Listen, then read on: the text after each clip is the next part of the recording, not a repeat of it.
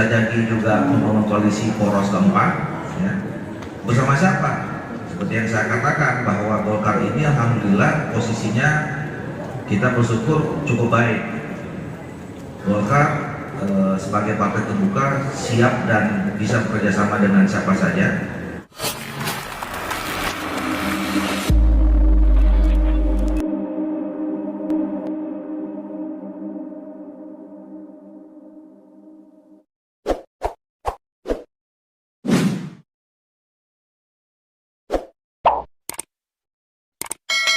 Pas dalam 6 bulan terakhir elektabilitas Golkar ada tren penurunan begitu. Nah, apakah dua instrumen itu dianggap akan berperan signifikan untuk menaikkan suara Golkar? Terus apakah Golkar ini kan masih masih konsisten dengan hasil Munas 2019 untuk mengusung Pak Erlangga di Pilpres ya? Apakah itu juga merupakan salah satu instrumen yang dianggap bisa memberikan efek ekor jas dan bisa menambah perolehan suara Golkar? Terima kasih. Bang, nyambung aja Bang, nyambungnya tadi. Ya, silakan. Terkait dengan ekor jas, artinya kan Rapimnas juga tadi udah mengusung Pak Erlangga jadi capres. Nah, terkait dengan poros baru yang didorong oleh Pak Erlangga jadi capres, Julhas jadi cawapres, apakah ini juga akan juga nanti ada pembicaraan dan ini juga sesuai dengan Rapimnas gitu loh, tepat dengan sesuai Rapimnas? Gimana tanggapannya Bang? Ya. Pertama, kami selalu menempatkan hasil survei itu sebagai second opinion. Ya. Kami punya mekanisme internal, punya mekanisme evaluasi sendiri yang dinilai dari kerja-kerja politik yang kami lakukan. Jadi kami punya instrumen. Jadi dua instrumen tadi adalah merupakan salah satu atau salah dua dari instrumen yang kami miliki secara keseluruhan. Kami punya instrumen yang cukup lengkap kalau bicara tentang organisasi struktur formalnya, mulai dari DPP, kemudian jajaran DPD provinsi, kabupaten kota sampai ke tingkat desa.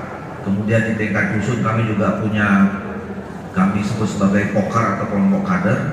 Nah, sekarang kelompok kader itu sedang menuju memantapkan TPS. Jadi alhamdulillah sejak periode ini dimulai, proses konsolidasi untuk membangun instrumen-instrumen penting itu terus dilakukan, dan instrumen yang terakhir itu adalah instrumen bakal caleg yang kemarin sudah kami sampaikan dari tanggal 1 sampai tanggal 14 Mei. Jadi kami merasa optimis, dan besok di rapat kerja nasional itu kami sampaikan ya kepada masyarakat bahwa Golkar punya instrumen yang cukup lengkap untuk memenangkan pemilu.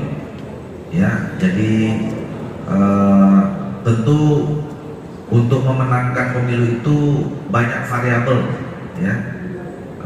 Apakah variabel kita mengukurnya dengan survei, kemudian juga yang paling penting adalah kerja-kerja politik langsung dikerjakan oleh semua elemen dan instrumen partai yang sudah dibentuk. Nah, itu yang kemudian nanti kita mantapkan besok. Rapat kerja nasional itu akan menghasilkan format kerja yang lebih baru dari 9 bulan menjelang 14 Februari setelah konsolidasi sebelumnya sudah kita lakukan.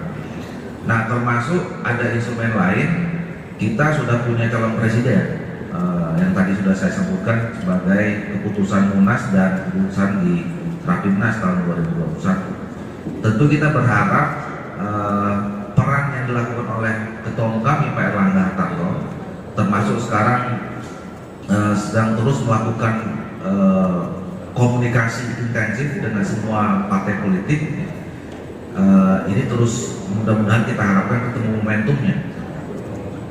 Momentum pertama sudah kita dapatkan 1 tahun yang lalu ya, hasil komunikasi Pak Erlangga Hartarto dengan semua partai politik menghasilkan sebetulnya koalisi Indonesia Bersatu bersama PAN dan P3, dan saya kira dengan terbentuknya KIB itulah yang menginspirasi semua partai politik kemudian bergerak dan kemudian membangun koalisi-koalisi baru.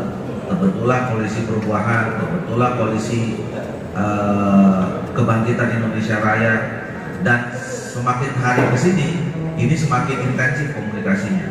Makanya lah kemudian Pak Erlangga berkomunikasi dengan Pak Prabowo secara intensif, kemudian berkomunikasi dengan Gus Imin, kemudian terakhir juga berkomunikasi dengan intensif, sekarang malah sedang bersama-sama dengan Pak Zulkifli Hasan di Amerika. Nah, insya Allah pulang dari Amerika ada pertemuan lagi antara pimpinan Partai Golkar dan pimpinan Partai Amanat Nasional untuk membicarakan kemungkinan untuk memperkuat koalisi. Ya, koalisi nanti seperti apa? Bisa jadi memperkuat koalisi Indonesia Bersatu, bisa jadi juga membangun koalisi poros keempat, ya. Bersama siapa? Seperti yang saya katakan bahwa Golkar ini alhamdulillah posisinya kita bersyukur cukup baik. Golkar sebagai partai terbuka siap dan bisa bekerjasama dengan siapa saja, dan kalau dihitung-hitungan secara threshold, Golkar berada di urutan kedua pemenang pemilu, cukup dengan Gerindra, cukup dengan Nasdem, cukup dengan PKB, cukup dengan PAN, cukup dengan PKS, cukup juga dengan PDIP apalagi, dan kira-kira begitu. Jadi ini sekarang yang sedang diramu oleh ketua umum kami, dan tentu pada akhirnya ketika target-target dalam pemilihan umum termasuk Pilpres, ketua umum kami sebagai capres, mudah-mudahan itu juga menambah kekuatan, memberikan efek ekor jas pada pemilihan legislatif. Cukup ya, kira ya.